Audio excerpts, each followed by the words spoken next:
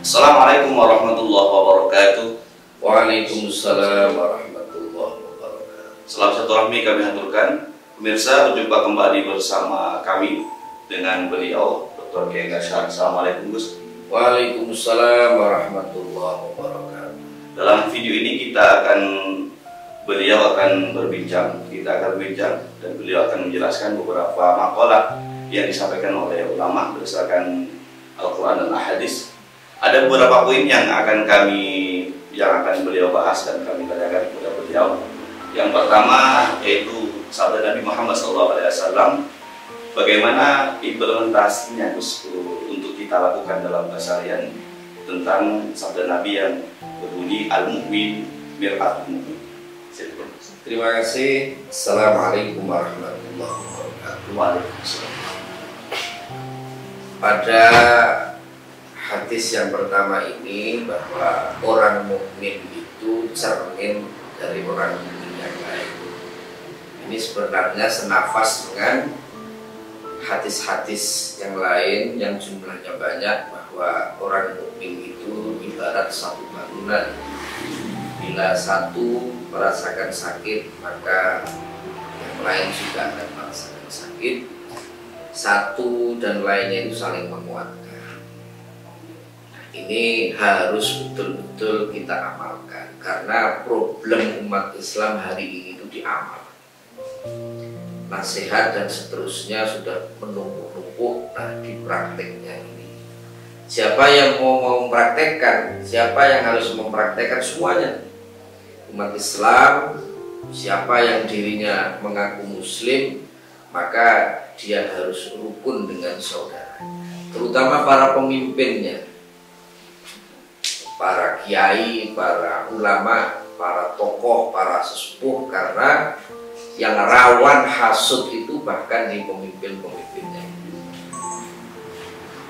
Ada satu cerita bahwa suatu saat ada orang yang alim bertemu dengan iblis yang sedang narik gerobak, bawa 12 karung. Ditanya si iblis, apa itu kamu bawa ini? Oh ini rasa hasud, ini iri dengki dan macam-macam ini saya bawa di gerobak. Terus mau kamu bagi ke siapa ini? Yang satu karung mau saya bagi ke pasar, ke pedagang. Maka maklum, pedagang-pedagang itu saling bersaing, tidak sehat dan saling menjatuhkan. Terus yang 11, wah ini mau saya bagi ke para kiai-kiai. Maka cerita ini menggambarkan betapa kerukunan itu harus dilaksanakan semua dan harus dicontohkan oleh para pemimpin-pemimpinnya. Selanjutnya hadis tentang lanjutannya ini, yaitu bisul mu'min fi wajhihi wa husnuhu fi qalbi. Itu maksudnya bagaimana nih? Ya, jadi yang kedua, bisul mu'min fi wajhihi wa husnuhu fi qalbi, artinya bahwa wajahnya orang mukmin itu harus berseri, harus ceria. Maka dalam berbagai kesempatan terdahulu selalu saya sampaikan bahwa orang mukmin itu harus bersih, harus rapi, harus wangi, harus berseri. Yang keluar dari mulutnya ini harus ucapan-ucapan yang baik dan ucapan-ucapan yang menunjukkan syukur. Alhamdulillah, alhamdulillah dalam segala keadaan. Maka Allah itu memiliki sifat namanya asyakur, bukan hanya syukur, tapi asyakur. Apa bedanya syukur dengan asyakur? Syukur itu berterima kasih karena nikmat Allah. Diberi nikmat sehat, alhamdulillah. Diberi duit, alhamdulillah. Diberi keluarganya sehat, alhamdulillah. Diberi teman yang baik, alhamdulillah. Itu syukur, dan itu mudah. Siapa yang tidak terima kasih kalau sehat? Tapi kalau asyakur itu berterima kasih dalam kondisi apapun. Diberi sakit, alhamdulillah. Diberi teman-teman yang banyak hasud, alhamdulillah. Ini sebuah perilaku yang levelnya satu tingkat di atas syukur. Jadi orang mukmin itu harus wajahnya ceria, kalaupun ada kesedihan dia bisa memendam dalam hatinya dan tidak usah dibagi pada orang lain kecuali orang-orang tertentu. Dan itu karakter pemimpin. Jadi karakter pemimpin itu adalah bisa berbuat atau bekerja secara normal dalam situasi yang tidak normal, bisa bekerja secara wajar di dalam situasi yang tidak wajar. Itu karakter pemimpin. Berarti kan menampakkan wajah yang ceria dan sebagainya. Menampakkan wajah yang ceria, jangan sering mengeluh. Coba kalau kita tanya kepada orang-orang itu mayoritas mengeluh.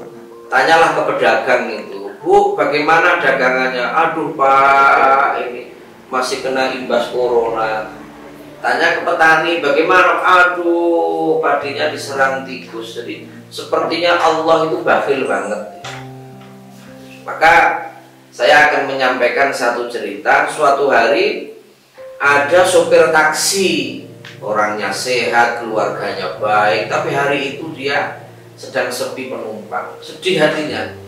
Sudah sampai sore tidak ada penumpang satupun, padahal dia keluar rumah dari pagi.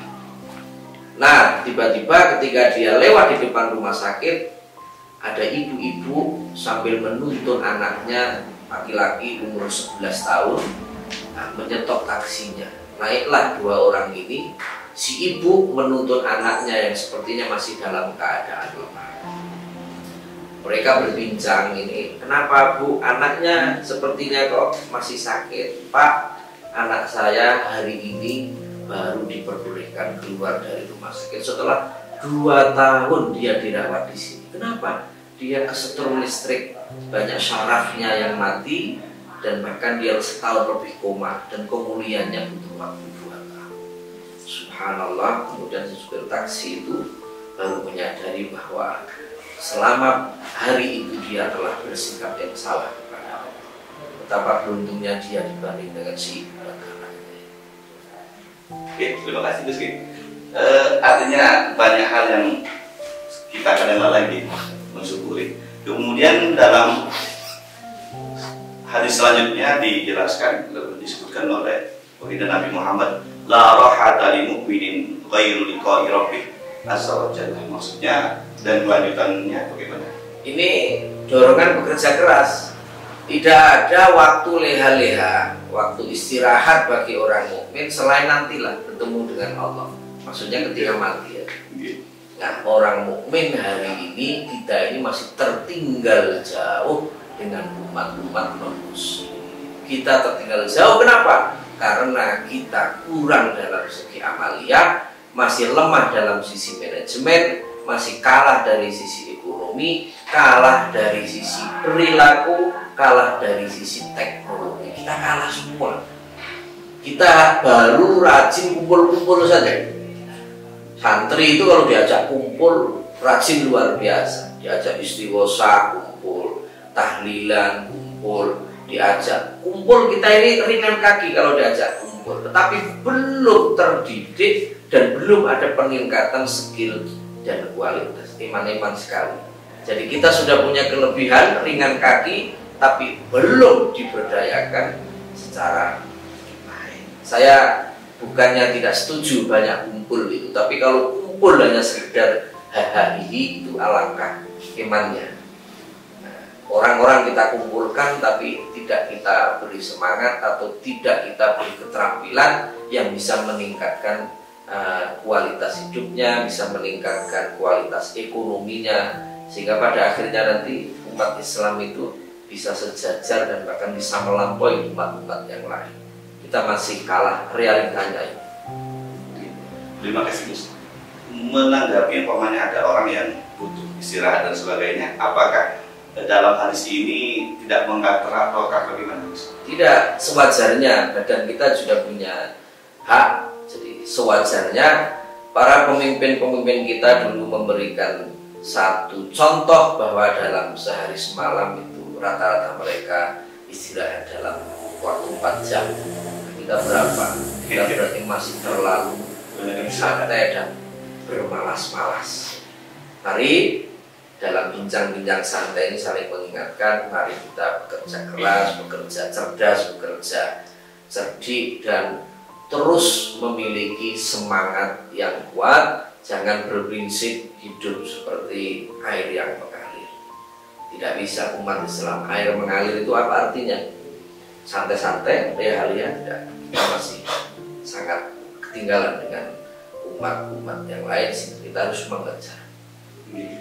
Selanjutnya menutup perbincangan saat ini, ada hadis, ada firman Allah dalam Al-Quran yang sering ditemukan juga dalam khutbah-khutbah dan lain sebagainya, itu innama yakhshallah min ibadihi. Itu implementasinya bagaimana? Ya, untuk innama yakhshallah min ibadihi ulama, itu ayat Al-Quran bahwa ulama orang-orang yang menguasai ilmu pengetahuan agama, pengetahuan dalam tanda petik umum, kemudian menciptakan kemaslahatan. Jadi ada dua hal di sini.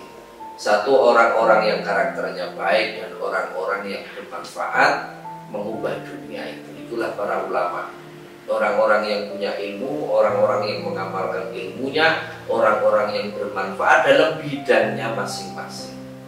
Ini yang kita masih belum. Ulama dalam pikiran kita ini masih seorang kiai, masih ulama-ulama yang hanya menguasai ilmu-ilmu agama menurut terminologi kita. Padahal al-ulama itu orang-orang yang menguasai ilmu, mengamalkan ilmu agama, dan juga menciptakan inovasi-inovasi di bidangnya masing-masing. Jadi sangat luas sebenarnya pengertian ulama, dan mereka lah orang-orang yang takut kepada Allah Subhanahu wa Ta'ala. Orang yang bisa menciptakan teknologi hebat tetapi tidak takut kepada Allah hanya akan menimbulkan kerusakan. Seperti Hitler, yang begitu hebat mesin perangnya tapi tidak dibarengi dengan karakter yang baik, malah menciptakan perang dunia. Terima kasih atas penjelasannya dari berbagai macam sumber tadi. Pemirsa, demikian bincang santai pada saat ini. Terima kasih telah mengikuti kami. Jumpa kembali bersama kami dalam bincang-bincang di video lanjutan. Demikian pemirsa saat ini, semoga kita tetap dalam kesehatan dan keselamatan. Kami tutup, Gus. Assalamualaikum warahmatullahi wabarakatuh. Waalaikumsalam warahmatullahi wabarakatuh.